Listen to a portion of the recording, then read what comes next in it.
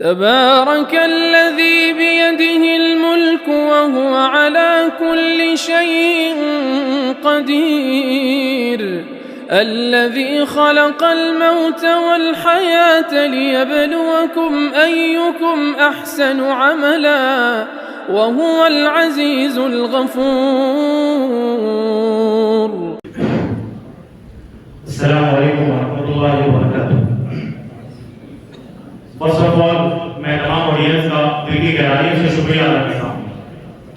میں Ashraf Ali student of Darul Uloom Deoband. جیسا کہ آپ کے علم میں ہے کہ famous Islamic university Darul Uloom Deoband میں ڈیبیٹ اینڈ ڈائلاگ فارم کے بغیر ہے آج ہم ایک نہایت اہم سینسیٹیو اور یونیورسل ٹاپک پر ڈیبیٹ کرنے جا رہے ہیں.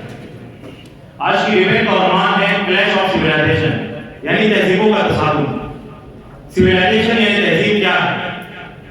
اکثر لوگ تہذیب کو بڑی بڑی عمارتوں، جدید ٹیکنالوجیز یا ترقی یافتہ شہروں تک محدود سمجھتے ہیں، جبکہ حقیقت یہ ہے کہ سویلائزیشن صرف مادی ترقی کا نام نہیں.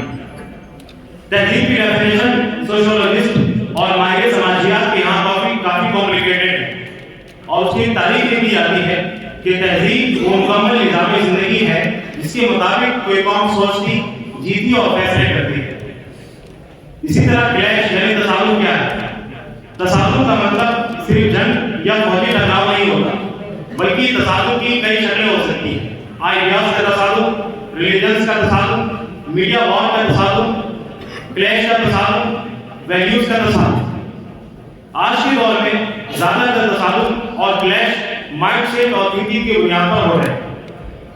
ڈیئر آڈینس، قدیم زمانے سے ہی مختلف تہذیبوں اور ثقافتوں کے ماننے والوں کے درمیان کشمکش جاری رہی. ہر تہذیب دوسری تہذیب سے مختلف ہے اور ہر تمدن اپنے اندر مختلف خصوصیات اور امتیازات رکھتا ہے. لیکن یہاں قابل غور بات یہ ہے کہ یہ اختلاف صرف تہذیب کے مختلف ہونے کی وجہ سے نہیں، بلکہ اصل اختلاف ادیان اور مذاہب کے اختلاف ہے جن سے تہذیبیں بنتی اور جنم لیتی ہیں. اگر ایک خطے میں ایک ہی قوم آباد ہو تو اس کی تہذیب اور ثقافت بھی عموماً ایک ہی جیسی ہوتی ہے، لیکن اگر ایک ہی خطے میں مختلف مذاہب کے ماننے والے آباد ہوں تو اختلافات کا پیدا ہونا ایک فطری چیز ہے. لیکن یہ بھی ایک یونیورسل ٹروتھ ہے کہ تہذیبوں کا تصادم کوئی نیا مذہب نہیں ہے.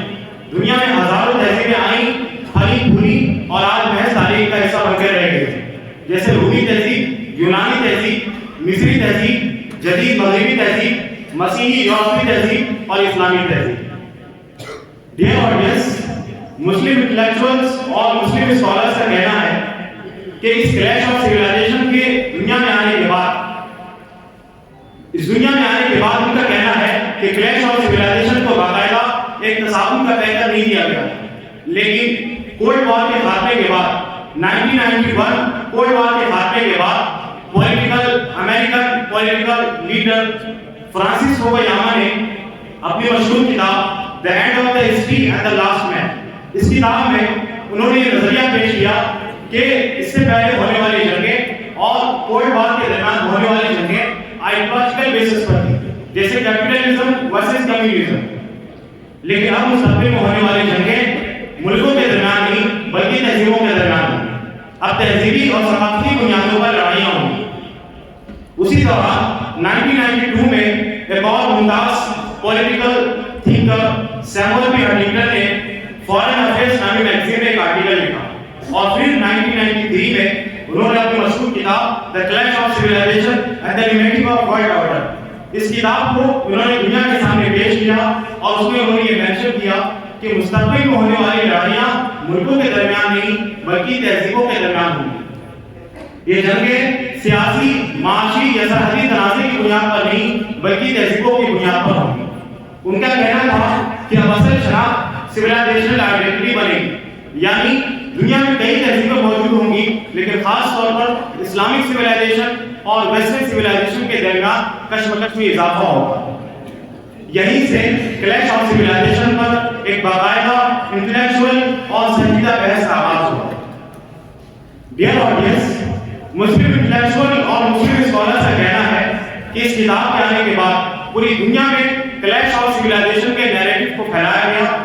اسلام ورسز ویسٹرن سویلائزیشن کی کیمپین چلائی گئی 9/11 को एक कॉज बनाया गया, जिसके नतीजे में इस्लामोफोबिया को मजीद बढ़ावा मिला। आगे उनका कहना है कि फिर इस्लाम को डिफेंड करने के लिए अजीबोगरीब स्लोगन्स लगाए। For example, Islam is the name of peace, Islam is the name of terror, जिहादी thoughts, extremism is the Islam of extremism is the essential part of Islam. इसी तरह उनका कहना था कि फिल्म इंडस्ट्री में मुसलमानों के नाम, चेहरे, दाढ़ी, टोपी और बुर्के का इस्तेमाल किया गया। फैब्रिकेटेड मुस्लिम वांटेड लिस्ट पब्लिश की गई, जिसके नतीजे में इस्लामोफोबिया को और बढ़ावा मिला। आगे मुस्लिम दानिशवरों का कहना है कि इन तमाम चीजों के नतीजे में और इन इल्जामात के नतीजे में वेस्ट ने गल्फ कंट्री, कभी लीबिया तो कभी इराक, कभी सीरिया और कभी अफगानिस्तान को अपने वॉर का निशाना बनाया, और इसी के नतीजे में इस्लामोफोबिया को और बढ़ावा मिला। और आज इसी का लेटेस्ट इशू और वर्जन पैलेस्टाइन का इशू हमारे सामने है। तो ऑडियंस, आज हम इसी एक कॉम्प्लिकेटेड और ग्लोबल टॉपिक पर बात करेंगे और समझेंगे कि आखिर क्लैश ऑफ सिविलाइजेशन क्या है, न्यू वर्ल्ड ऑर्डर क्या है, ग्लोबलाइजेशन क्या है, उसके कॉजेस एंड इफेक्ट्स क्या क्या हो सकते हैं। तो ऑडियंस, इसी अहम टॉपिक पर बात करने के लिए आज हमने अपने इस पैनल के अंदर as a Islamic scholar invite किया है जनाब अब्दुल कादिर साहब को। सर, आपका वेलकम करते हैं। इनसे हम जानेंगे कि इस टॉपिक पर इस्लामिक स्टैंड क्या है और क्या होना चाहिए। इसी तरह हमारे दूसरे पैनलिस्ट हैं एक्सपर्ट ऑफ वेस्टर्न सिविलाइजेशन यानी माहिर मगरिबियात जनाब शादाब साहब। सर, हम आपका वेलकम करते हैं। इनसे हम जानेंगे कि इस टॉपिक के बारे में वेस्ट में क्या समझाया जाता है। इसी तरह हमारे तीसरे पैनलिस्ट हैं पॉलिटिकल एनालिस्ट यानी माहिर सियासत जनाब समीर साहब। सर, हम आपका वेलकम करते हैं। इनसे हम जानेंगे कि क्या इस टॉपिक का पॉलिटिक्स से कोई कनेक्शन है। इसी तरह हमारे आखिरी पैनलिस्ट हैं हिस्टोरियन जनाब फैजान साहब। इनसे हम जानेंगे कि इस टॉपिक का हिस्टोरिकल बैकग्राउंड क्या है और तहजीबी तसादुम का तारीखी पस मंजर क्या है। डियर ऑडियंस, आज हम डिबेट शुरू करते हैं और मैं सबसे पहला क्वेश्चन करना चाहूंगा माहिर मगरिबियात जनाब शादाब साहब से। पहला क्वेश्चन मेरा ये है कि सर, क्लैश ऑफ सिविलाइजेशन में जब हम बात करते हैं तो ये टर्म चूंकि बाकायदा वेस्ट ने प्रोड्यूस की है, तो पहला मेरा क्वेश्चन आपसे ये है कि क्लैश ऑफ सिविलाइजेशन क्या है और मगरिब में इससे क्या समझा जाता है। Thank you so much sir, आपने मुझे एक बहुत ही सेंसिटिव टॉपिक पर डिबेट के लिए इनवाइट किया। सर, क्लैश ऑफ सिविलाइजेशंस यानी तहजीबों का तसादुम, ये एक मारूफ इस्तिलाह है जो अमेरिकन थिंकर सैमुअल हंटिंगटन ने अपनी किताब क्लैश ऑफ सिविलाइजेशन में पेश की। इनका बुनियादी दावा यह है कि 21वीं सदी में दुनिया के बड़े तनाज़ुआत सियासी और माशी नहीं बल्कि तहजीबी और सकाफती शनाख्तों के दरमियान होंगे। यानी मुख्तलिफ तहजीबें अपनी वैल्यूज, आइडेंटिटी और मफादात के तहफ़्फ़ुज़ के लिए एक दूसरे के मुकाबले आएंगी। सर, जहां तक बात है मगरिब की, तो कोल्ड वॉर के बाद मगरिब ने महसूस किया कि अब आलमी सियासत का मदार सरमायादारी वर्सेस कम्युनिज्म या कौम वर्सेस कौम नहीं रहा, बल्कि अब सिविलाइजेशन यानी तहजीब वर्सेस तहजीब का दौर है।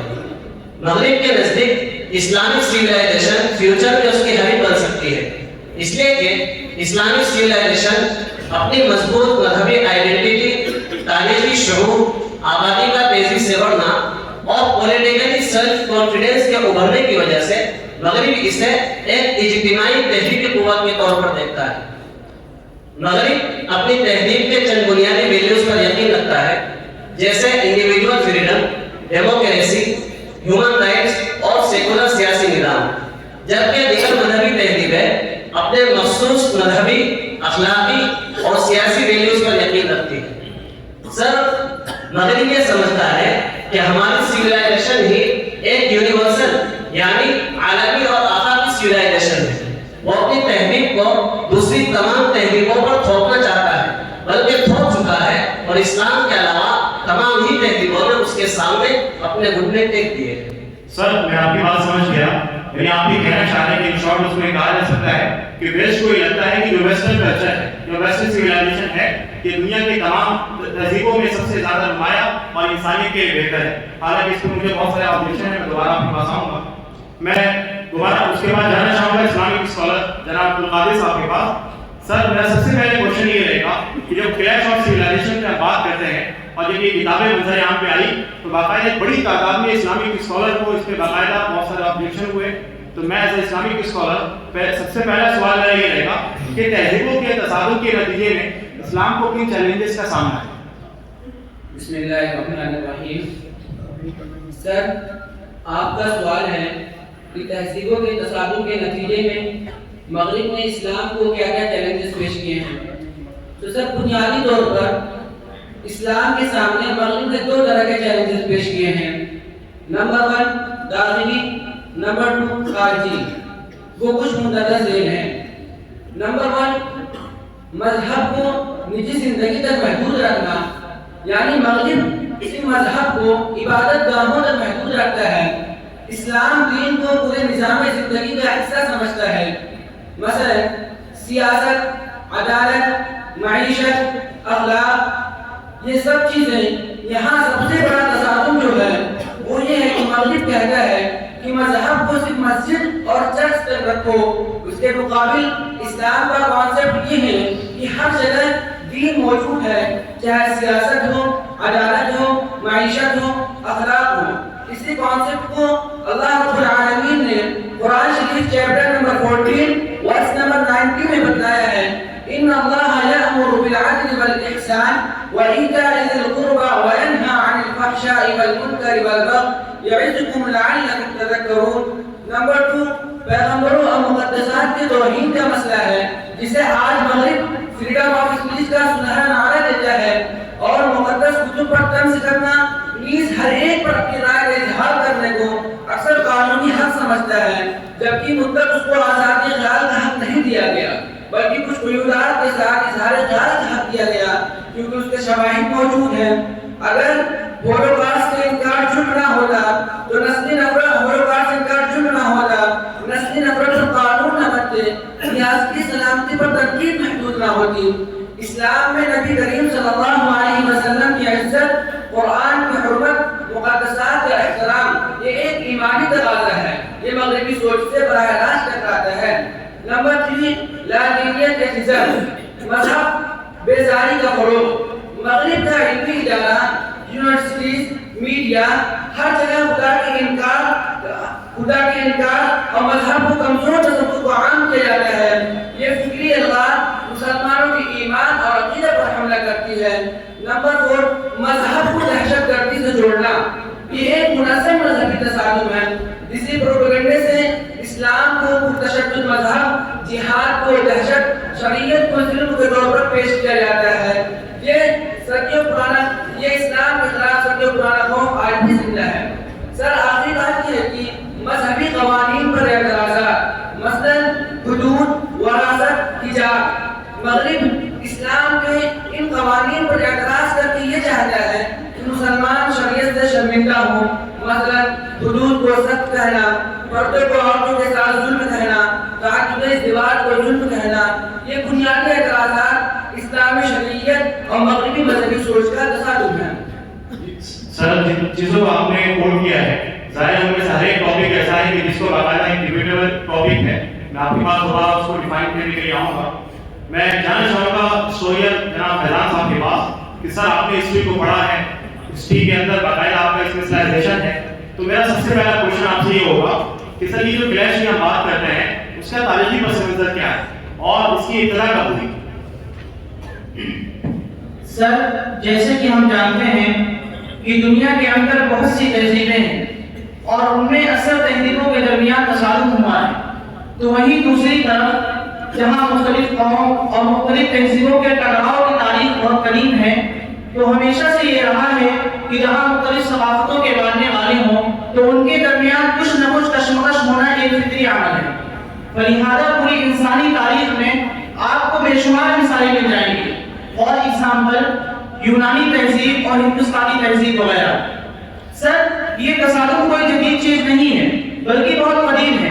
پہلے جو ٹکراؤ اور جنگیں ہوتی تھیں ان کو قوموں اور ملکوں کا مسئلہ مانا جاتا تھا، لیکن یہ جو نیا تصور ابھر کر سامنے آیا ہے جس کو سیموئل ہنٹنگٹن نے کلیش آف سویلائزیشن کا نام دیا ہے، حالانکہ یہ چیز بہت قدیم ہے. دوسری بات، تہذیبی تصور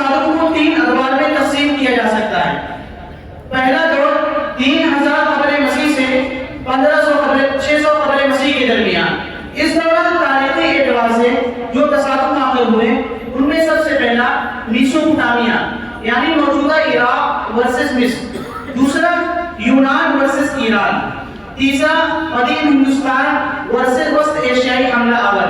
یہ وہ تصادم ہے جو اس دوران پیش آئے۔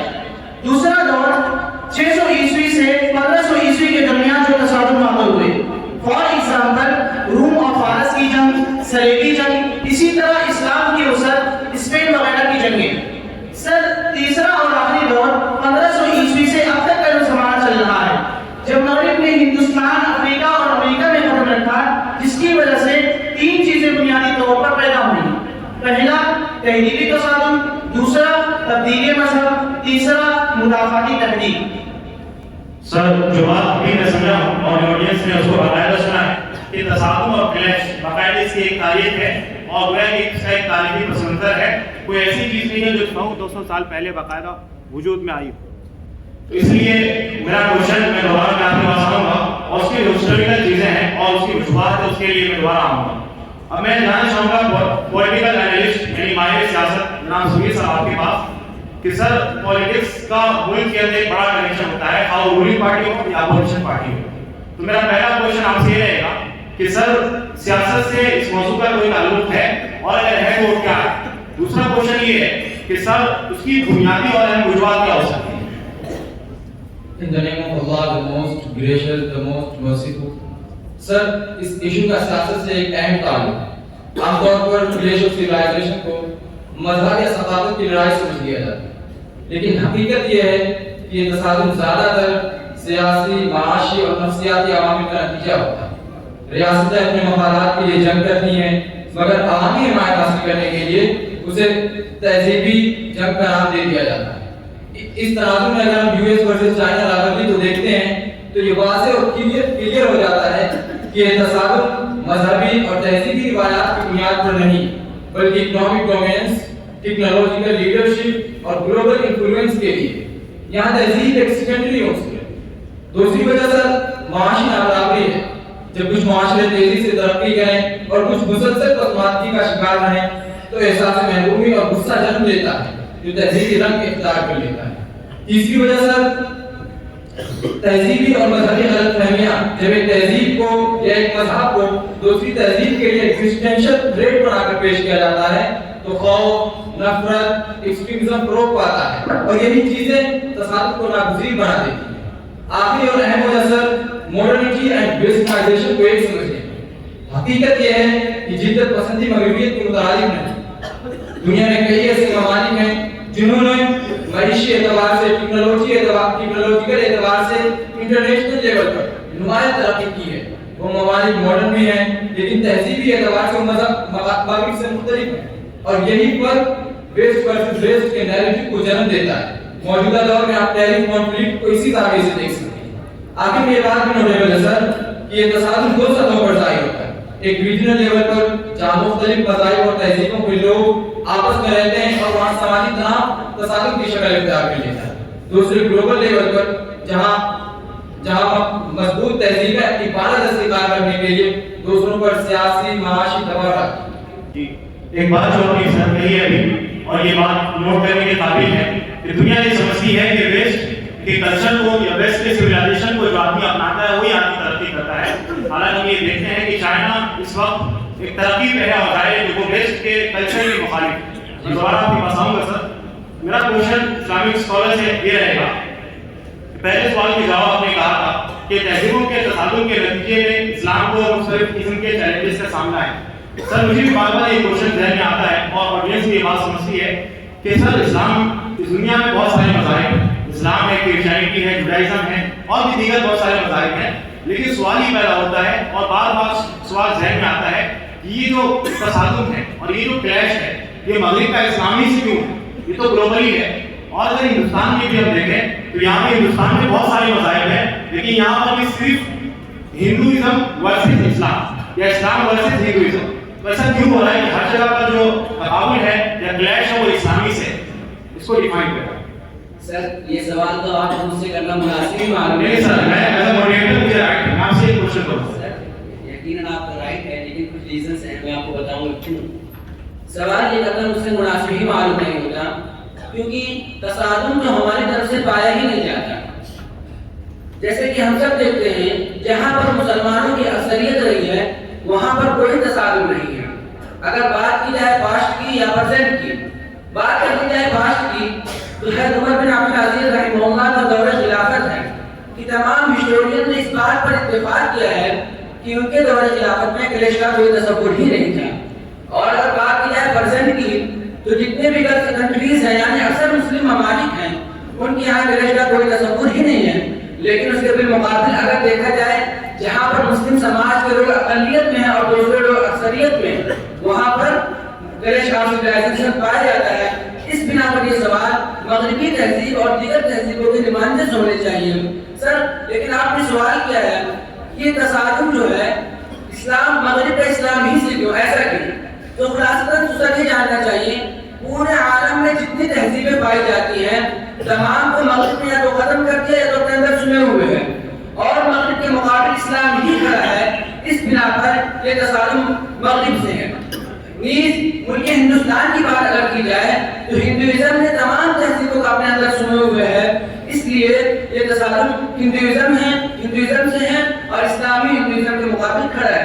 سر اسی تصادم کی بنا پر آج ہم سے وہی نعرہ کہلائے جاتے ہیں جو آج سے 1450 سال پہلے پروفٹ محمد صلی اللہ علیہ وسلم سے مکہ والوں نے کہا تھا، جس کو قرآن نے چیپٹر نمبر 14 کے اندر ذکر کیا ہے، لَنُخْرِجَنَّكُم مِّنْ أَرْضِنَا أَوْ لَتَعُودُنَّ فِي مِلَّتِنَا. تو سر دیکھیے ان کے الفاظ تو سے بدلے ہیں لیکن معانی اور مفاہیم سب وہی ہیں، گھر واپسی کر لو یا ہمارا گھر مت بنا لو. جبکہ کسی اکثر مسلم ممالک میں ایسا نہیں ہے. اسلام کا کانسیپٹ تو بالکل صاف ہے. قرآن نے اس کو چیپٹر نمبر 15 کے اندر بیان کیا ہے، وَلَقَدْ كَرَّمْنَا بَنِي آدَمَ. تمام انسان مکرم و محترم ہیں، ہم ان کا اکرام کرتے ہیں، ان کے ساتھ کوئی بھید بھاؤ نہیں، کوئی غیر منصفانہ رویہ اختیار نہیں کیا جا سکتا، ان کے ساتھ کوئی جبر و اکرام نہیں. اسی کانسیپٹ کو اللہ رب العالمین نے قرآن کے اندر چیپٹر نمبر 3 کے اندر بیان کیا ہے، لا اکراہ فی الدین. یوں سر پروفٹ محمد صلی اللہ علیہ وسلم نے فرمایا لہو ذمۃ اللہ و ذمۃ رسولہ. اس کا مفہوم یہ ہے جو بھی انسان کسی مسلم ممالک میں رہتا ہے وہ اللہ اور اس کے رسول کے ذمہ میں ہوتا ہے، اس کے ساتھ کوئی غیر منصفانہ رویہ اختیار نہیں کیا جا سکتا. ڈیئر آڈینس، مذہب اسلام جو ایک مکمل پاسداری کا مذہب ہے، جیسے کہ حدیث میں ہے للسائل حق ان جاء علی فرض. اس کا مفہوم یہ ہے اگر کوئی صاحب ثروت ہو لیکن اس کے ساتھ کچھ آزاد لاحق ہو اور وہ سوال کرے تو اس کو بھی عطا کرو. مذہب اسلام جو ایک مکمل رواداری کا مذہب ہے، اس کے اندر کوئی تہذیبی تصادم نہیں، بلکہ سر ہم تہذیب و تصادم کو تو ختم کرنا چاہتے ہیں. جیسے کہ ابھی اوپر بیان کیا گیا اسلام ایک مکمل نظام حیات ہے، یہی مغربی تہذیب کو بھٹکتی ہے. اسلام کا مقصد تصادم نہیں بلکہ تعارف ہے، جس کو قرآن نے بیان کیا وَجَعَلْنَاكُمْ شُعُوبًا وَقَبَائِلَ لِتَعَارَفُوا. اسلام مختلف تہذیبوں کو انصاف کے دائرے میں لانا چاہتا ہے. سر آپ کے جواب میں جو ایک بات آپ نے کہی اور میرے سوال کے جواب میں جو لاجیکل ایک آرگومنٹ آپ نے کہا اور آڈینس کے سامنے بات کلیئر ہونی چاہیے کہ جب ہم یہ کہتے ہیں کہ کلیش آف سویلائزیشن ہے تو سوال یہ ہے کہ یہ کس کی طرف سے ہے. جیسا کہ بات آئی کہ جو بھی مسلم کنٹری ہے سو کالڈ مسلم کنٹری، ان مسلم ممالک کے اندر جہاں پر 90% لوگ مسلمان ہیں اور 10% لوگ ہندو یا دیگر مذاہب کے لوگ ہیں، تو وہاں پر تصادم نہیں ہے اور وہاں پہ ٹکراؤ نہیں ہے. ٹکراؤ ان ممالک کے اندر ہے جہاں پر مسلمانوں کی تعداد کم ہے اور دوسرے لوگ زیادہ ہیں. تو اس آرگومنٹ سے اندازہ ہوا کہ تصادم مسلمانوں کی طرف سے نہیں بلکہ دیگر کی طرف سے ہے، جیسا کہ آپ کا کہنا ہے. ابھی آپ نے جواب میں یہ کہا تھا کہ اسلام مکمل نظام حیات ہے. تو سر میں ایک کوشچن کرنا چاہوں گا کہ نظام حیات کا یعنی اسلام از دا نیم آف یا کوڈ آف لائف. تو میرا کوشچن یہ ہے کہ اسلام میں تہذیب اور مذہب یہ دو الگ الگ چیزیں ہیں یا دونوں ایک؟ سر مذہب اسلام میں کوئی الگ شے نہیں ہے بلکہ آسان لفظوں میں اس کو یوں سمجھا جا سکتا ہے مذہب اسلام اصل ہے تہذیب کی پریکٹیکل شکل ہے. اسلام ایک الہی دین ہے، مثلا عقائد، عبادات، اخلاق، اجتماعی اصول یہ سب وہی پر مبنی ہے، انسانی ساختہ نہیں. تہذیب دراصل انہی مذہبی اصولوں کا اجتماعی اظہار ہے. یعنی اسلام کا دیا ہوا نظام زندگی جب انسانی معاشرے میں اپنی صورت اختیار کرتا ہے تو وہ تہذیب کہلاتا ہے. یعنی یہ کہا جا سکتا ہے کہ مذہب ایک الگ چیز ہے اور تہذیب اس کی ایک پریکٹیکل ایک شکل ہے جو آپ کہنا چاہ رہے ہیں. سر جب ہم بات کرتے ہیں اسلام کی تو اس کے مقابل جو تہذیب کھڑی ہے اور دنیا یہ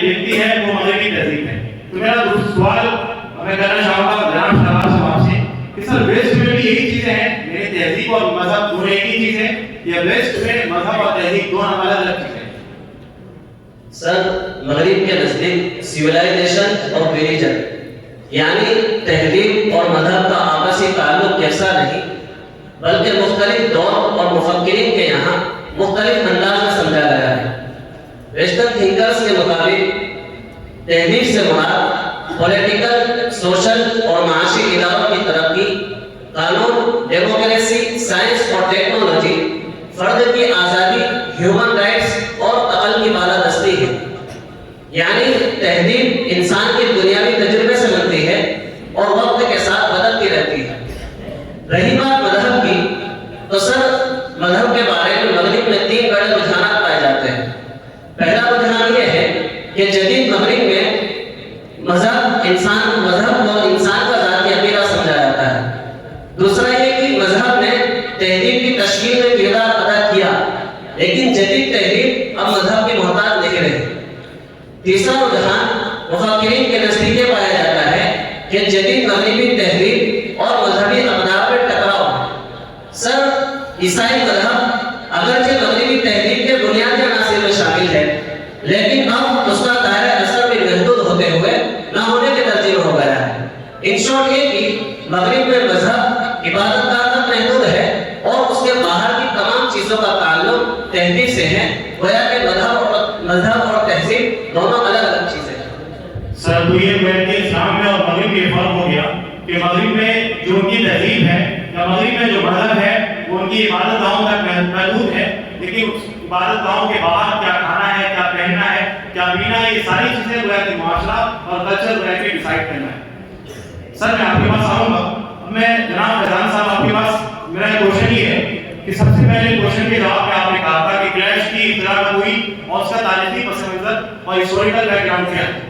میں دوسرا کوشچن آپ سے کرنا چاہوں گا کہ سر آپ ہسٹوریکل بیک گراؤنڈ میں یہ بتائیں کہ کلیش ہوتا کیوں؟ آپ نے ہسٹری کو اسٹڈی کیا ہے تو میرا کوشچن یہ رہے گا کہ یہ تصادم کیوں ہوتا ہے، اس کی وجوہات کیا ہے؟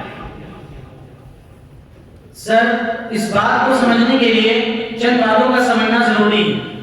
ہر تہذیب کے اپنے افکار ہیں۔ فار ایگزامپل مغرب ذاتی آزادی کا قائل ہے، اسلام مذہبی قانون اور معاشرتی بہتری کا قائل ہے، اسی طریقے سے چائنا اور جاپان سماجی تنظیم کے قائل ہیں، اور اسی طریقے سے ہمارا ہندوستان اپنی پرانی روایات کا قائل ہے۔ جب بھی ہندوستان میں تہذیب کی بات آتی ہے تو وہ کہتے ہیں کہ ہماری پرانی تاریخ ہے، ہم اسی پر رہیں گے۔ جب یہ چیزیں باہم ملیں گی اور غلط فہمیاں پیدا ہوں گی تو تصادم یقیناً ہوگا، اور یہاں پر 3 چیزوں کی بنیاد پر ٹکراؤ ہوتا ہے۔ جب ایک ملک دوسرے ملک پر حملہ کرتا ہے یا اکثریت اقلیت پر حملہ کرتی ہے تو اس کے 3 مقصد ہوتے ہیں۔ پہلا فوجی کنٹرول، دوسرا سیاسی طاقت، تیسرا معاشی وسائل پر قبضہ۔ جب یہ چیزیں اور یہ 3 چیزیں جنم دیتی ہیں مزاحمت اور تحریکات کو۔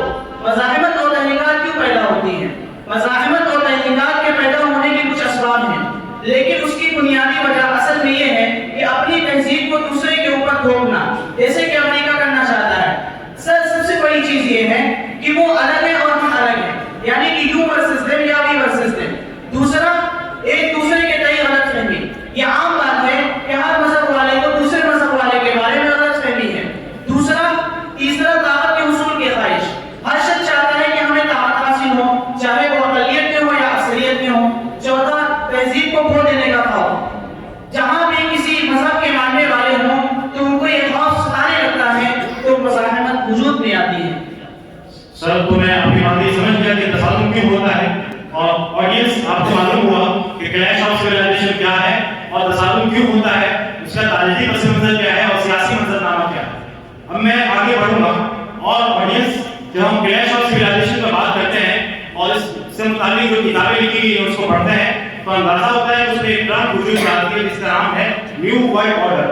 تو سر میں جناب شبیر صاحب آپ سے میرا کوشچن یہ رہے گا کہ سر یہ نیو ورلڈ آرڈر جو باقاعدہ ویسٹ نے اس کو پروڈیوس کیا ہے، نیو ورلڈ آرڈر کیا ہے، اس کی شروعات کب ہوئی اور اس کے اثرات دنیا میں کیا مدد کرتے ہیں؟ سر جب ہم نیو ورلڈ آرڈر کی بات کرتے ہیں تو سب سے پہلے تو یہ واضح اور کلیئر ہونا چاہیے کہ یہ کوئی خفیہ منصوبہ یا کانسپریسی تھیوری نہیں، بلکہ انٹرنیشنل ریلیشنز کی ایک معروف اصطلاح اور ٹرم ہے۔ نیو ورلڈ آرڈر سے مراد عالمی سیاست کا نیو سسٹم اور اسٹیٹ کے باہمی تعلقات میں بنیادی تبدیلی، یعنی یہ سوال انٹرنیشنل لیول پر طاقت کا مرکز کہاں ہے اور گلوبل سسٹم کس کے انفلوئنس میں کام کر رہا ہے؟ سر اس تصور کی تاریخ کی بنیاد سیکنڈ ورلڈ وار کے بعد پڑتی ہے.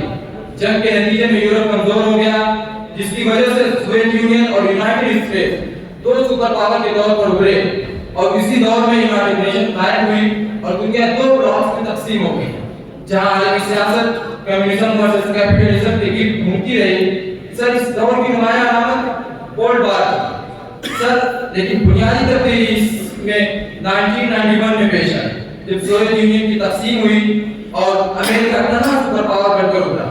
دراصل سر یہی وقت اور یہی مرحلہ نیو ورلڈ آرڈر کا حقیقی آغاز ہے.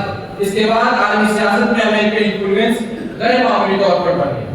اب اگر ہم اس کے اثرات کا جائزہ لیں تو یہاں ایک بنیادی تبدیلی دکھائی دیتی ہے. کولڈ وار کے دوران عالمی کانفلکٹ آئیڈیولوجیکل تھا، لیکن کولڈ وار کے اختتام کے بعد یہ آئیڈیولوجیکل کانفلکٹ کمزور پڑ جاتا ہے. اس کی جگہ جو فینومین ابھرتا ہے وہ ہے identity based conflict. Cultural, religious, civilisational identities, globalisation, modernisation اور گلوبل کمیونیکیشن کے پھیلاؤ سے یہ توقع کی جا رہی تھی کہ دنیا زیادہ یکساں اور ہم آہنگ ہو جائے، لیکن ایسا نہیں ہوتا ہے.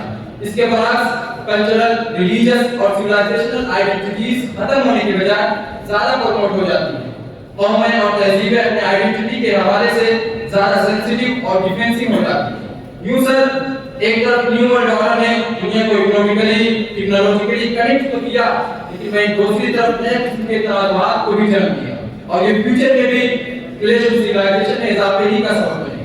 سر میں ابھی تک آپ کی بات سے سمجھا ہوں یہ ہے کہ شارٹ یہ کہا جا سکتا ہے کہ نیو ورلڈ آرڈر کو دنیا نے اور ویسٹ میں خاص طور پر جتنا خوشنما آ رہا اور سلوگن بنا کے پیش کیا ہے کہ اتنا خوشنما آ رہا اور باقاعدہ سلوگن نہیں ہے، اور اس کے لیے باقاعدہ میں دوبارہ اس کی ریزیشن کے لیے آؤں گا. سر میرا کوشچن اسلامک اسکالر آپ سے یہ ہے کہ سر جب کلیش آف سیولائزیشن میں کتاب آئی اور اس کتاب کے آنے کے بعد اسلام فوبیا اور بڑھ گیا، اور پھر اس کے بعد دنیا نے یہ دیکھا کہ 2001 میں باقاعدہ جب 9/11 کا حملہ ہوا امریکہ کے اندر اور امریکہ کی سب سے مضبوط ترین بلڈنگ کے اوپر، تو دنیا کو یہ محسوس ہوا کہ جو باقاعدہ اسلام فوبیا کہا گیا تھا باقاعدہ وہ سچ ہے. تو میرا کوشچن ایز اسلامک اسکالر آپ سے یہ ہے کہ 9/11 کے بارے میں آپ کا پوائنٹ آف ویو اور آپ کی رائے کیا ہے؟ سر 9/11 کے بارے میں ہمارا بالکل واضح اور اصولی طور پر یہ بات کہنا ہے کہ 9/11 ایک انسانیت سوچ صالحہ تھا. اسلام اس کی سخت مذمت کرتا ہے. یہ عمل نہ جہاد ہے نہ اسلام کی نمائندگی، بلکہ اسلام کا ماننا ہے کہ بے گناہوں کا قتل حرام ہے. اسلام میں کسی بھی بے گناہ انسان خواہ وہ کسی بھی مذہب یا قوم سے تعلق رکھنے والا ہو اس کا قتل کرنا سخت جرم ہے. اسی کانسیپٹ کو اللہ رب العالمین نے قرآن پاک چیپٹر نمبر 6 کے اندر بیان کیا ہے. من قتل نفسا بغیر نفس او فساد فی الارض فکأنما قتل الناس جميعا، جس نے کسی ایک جان کو ناحق قتل کیا گویا کہ اس نے پوری انسانیت کو ناحق قتل کیا. اس اصول کی بنا پر 9/11 جیسے مسئلے کو 9/11 میں عام شہریوں کی ہلاکت قطعی طور پر ناجائز اور قابل مذمت ہے. سر لیکن اتنا تو آپ مانتے ہیں نا کہ اس واقعے کے بعد اسلام فوبیا اور بڑھ گیا. دنیا نے دیکھا کہ جو باقاعدہ کتابیں لکھی ہوئی تھی وہ باتیں سچ ہو رہی. آپ کیا کہیں گے؟ سر اسلام دہشت، خوف، اندھی تباہی کا مذہب نہیں ہے، بلکہ امن، عدل اور رحمت کا دین ہے. اس لیے 9/11 جیسے مسئلے کو اسلام سے جوڑنا نافقی و علمی بددیانتی ہے. اس کے ریزن کیوں؟ اسلام تو جنگ میں بھی عورتوں، بچوں، عبادت گاہوں اور غیر محرم لوگوں کے تحفظ کا حکم دیتا ہے. اس لیے یہ کہا جائے کہ اسلام فوبیا سے جوڑا جائے یہ بالکل درست نہیں ہے. سر لیکن آپ دیکھتے ہیں کہ ویسٹ کا ایک خوشمان آ رہا ہے باقاعدہ کہ ہیومینٹی کا بگیسٹ تھنگ. سر اتنا تو آپ مانتے ہیں کہ یہ حملہ انسانیت کے خلاف تھا؟ جی سر 9/11 انسانیت کے خلاف حملہ تھا. اسلام اس کی سخت مذمت کرتا ہے، مگر اہل جرم کو اسلام یا مسلمانوں کے ساتھ ٹھوکنا بھی خود ایک ناانصافی ہے. کیونکہ 2001 سے لے کر جب آج تک یقینی طور پر یہ بات صحیح ثابت نہیں ہو سکی اس کا مجرم کون ہے، اس کے پتے مشکل لوگوں کا ہاتھ تھا. سر میں آپ کو بتانا چاہوں گا 9/11 کے مسئلے میں تقریباً 3000 افراد موت کے گھاٹ اترے. یقیناً یہ ایک سخت حملہ تھا اور انسانیت کے خلاف حملہ ہے، لیکن جب اس کے مجرم کا آج تک پتہ نہیں چل سکا اس کے بالمقابل USA کا یہ رویہ جہاں انہوں نے لاکھوں لوگوں کی جان لی اور اس نے مسلم ممالک پر حملہ کیا افغانستان، یمن، عراق، شام، لیبیا، صومالیہ ہیں، ان میں اکثریت عام شہریوں، عورتوں اور بچوں کو ہلاک کیا، لاکھوں لوگ بے گھر ہوئے، مہاجر بنے، نفسیاتی اور معاشرتی تباہی کے شکار ہوئے۔ سر یہ سب کچھ ایک ایسے جرم کے رد عمل میں ہوا جس کے مجرم کا آج تک پتہ نہیں چل سکا۔ سر میں جاننا چاہوں گا کہ یقینی طور پر 3000 افراد کی ہلاکت سخت انسانیت کے خلاف حملہ تھا، لیکن ان لاکھوں لوگوں کی جو جان لی گئی بے گناہ ہو گئے وہ کس زمرے میں آتے ہیں؟ اس لیے سر اسلام کا کہنا ہے کہ اسلام کی اخلاقیات ہے، اصولوں کے مطابق طاقت کے بل پر کیا گیا ظلم ہی رہتا ہے، چاہے وہ کسی فرد کی جانب سے ہو یا کسی ریاست کی جانب سے۔ آخر میں بس یہی کہنا ہے، جب بھی کسی مجرم کا جب تک کسی کو علم نہ ہو سکے تو کسی ایک کمیونٹی کو ٹارگٹ نہیں کیا جا سکتا ہے۔ سر مجھے تو خوشی اس بات کی ہے کہ کم از کم آپ نے یہ مانا اور باقاعدہ آپ نے اس بات کو جسٹیفائی کرنے کی کوشش کی، اور یہ ساتھ معلوم ہے کہ جب 2001 میں باقاعدہ 9/11 کا واقعہ امریکہ میں پیش آیا تو دنیا میں ایک بڑے طبقے نے باقاعدہ اس کو جسٹیفائی کرنے کی اور لیگل کرنے کی باقاعدہ کوشش کی اور دنیا میں باقاعدہ اس نیریٹو کو پھیلایا، لیکن خوشی اس بات کی ہے کہ باقاعدہ آپ نے اس کو جسٹیفائی نہیں کیا۔ سر میں آپ کے پاس دوبارہ آؤں گا۔ سر اب میں جاننا چاہوں گا جناب شہاب صاحب آپ کے پاس کہ سر اسلام فوبیا کو بڑھاوا دینے میں جہاں بہت سارے اسباب ہیں ان میں ایک بڑا کردار ویسٹرن میڈیا کا ہے، تو سر آپ کو معلوم ہے کہ میڈیا تو اس لیے ہے تاکہ باقاعدہ رولنگ پارٹی سے سوال کرے اور ملک کی امن و سلامتی کے لیے کام کرے، لیکن جب میڈیا ون سائڈ ہو کے جیسے کہ اسکالر سے کہنا ہے میڈیا ون سائڈ ہو کے باقاعدہ ایک مذہب کو ٹارگیٹ کرے تو ظاہر ہے پھر وہ میڈیا دیش کے لیے خطرہ ہے۔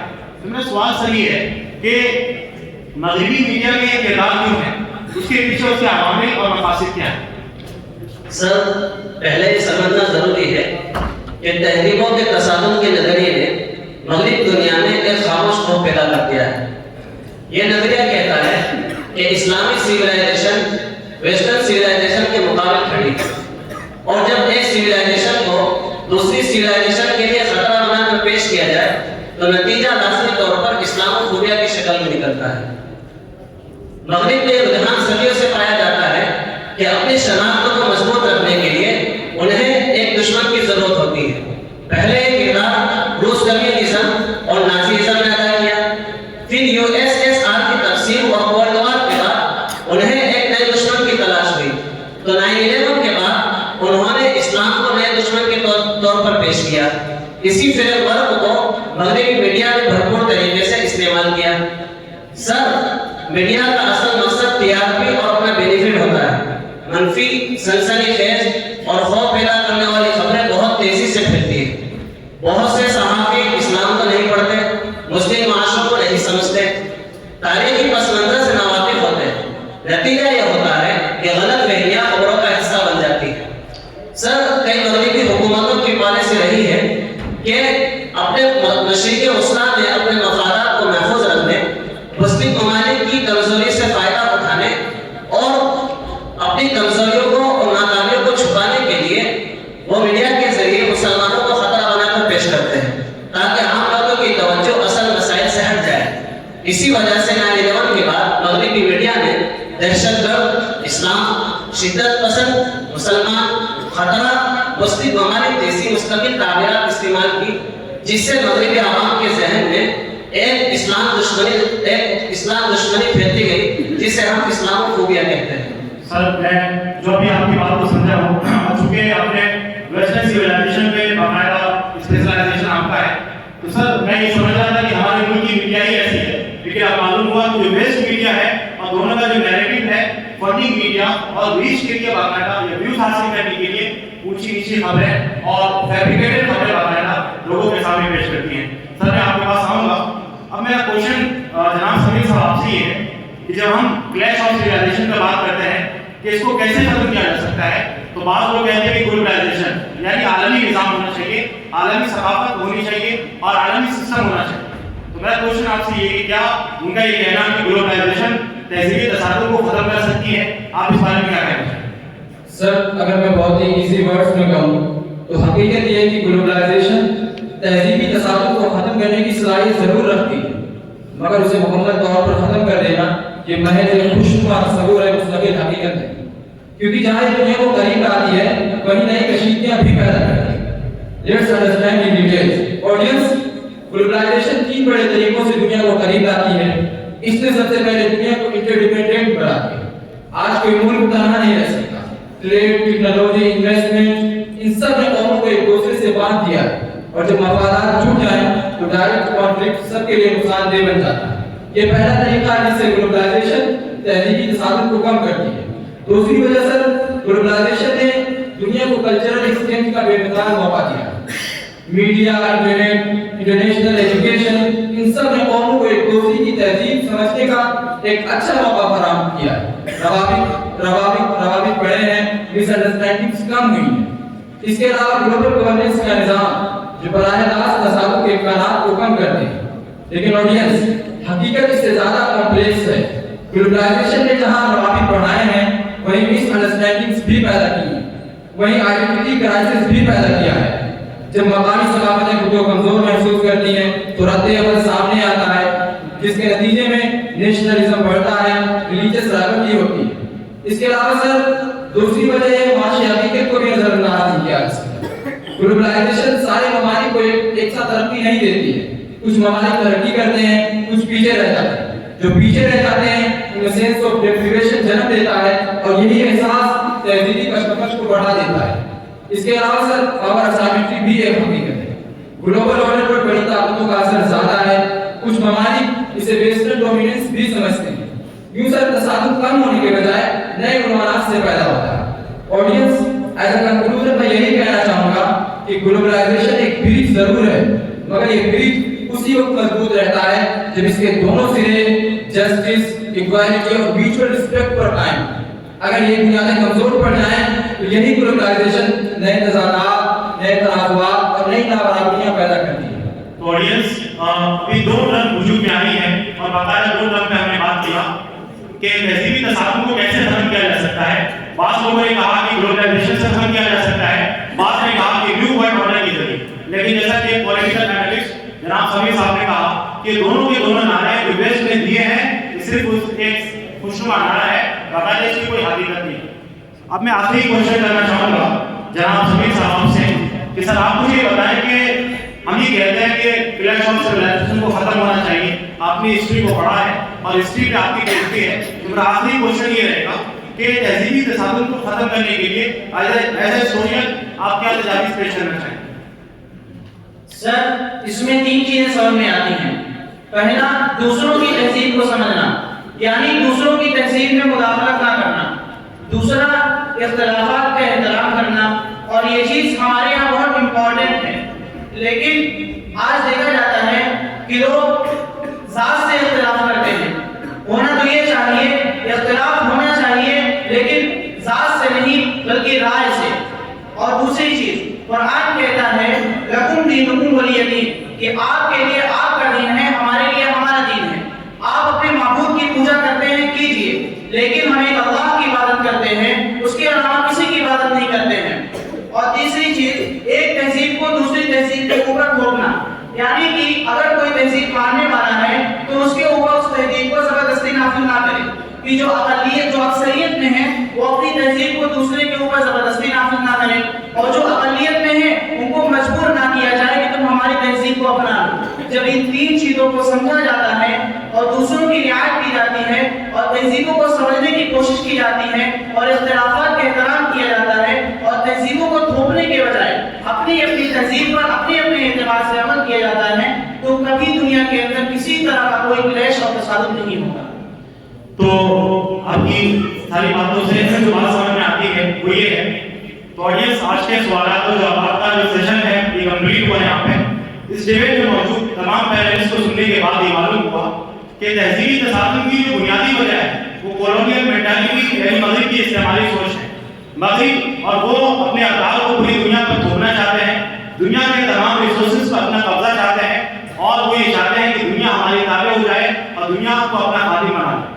अब इसके नतीजे में इस्लाम को मुख्तलिफ किस्म के चैलेंजेस के सामना है, खा वो इस्लामोफोबिया हो या दूसरी चीजें हो, खा वो इल्हाद हो या दूसरे इंटरनल और एक्सटर्नल इश्यूज हो। अब इसके हल के लिए क्या तजावीज़ हो सकती है? तो जैसा कि जनाब हिस्टोरियन फैजान साहब ने बताया कि मुख्तलिफ मज़ाहिब के मानने वाले एक साथ बैठकर अपने मिसअंडरस्टैंडिंग को और अपने मिसकंसेप्शन को दूर करें, صحیح اسلامی تعلیمات کو عام کیا جائے، اپنے عقائد، اسلامک آئیڈینٹی اور اسلامک پرنسپل کو مضبوطی سے اپنایا جائے، اپنی ینگ جنریشن کے عقائد پر خصوصی توجہ دی جائے تاکہ امت مسلمہ مجموعی طور پر اپنے داخلی اور خارجی فتنے سے محفوظ ہو سکے۔ اب مجھے دیجیے اجازت۔ السلام علیکم ورحمۃ اللہ وبرکاتہ۔ تبارك الذي بيده الملك وهو على كل شيء قدير الذي خلق الموت والحياة ليبلوكم أيكم أحسن عملا وهو العزيز الغفور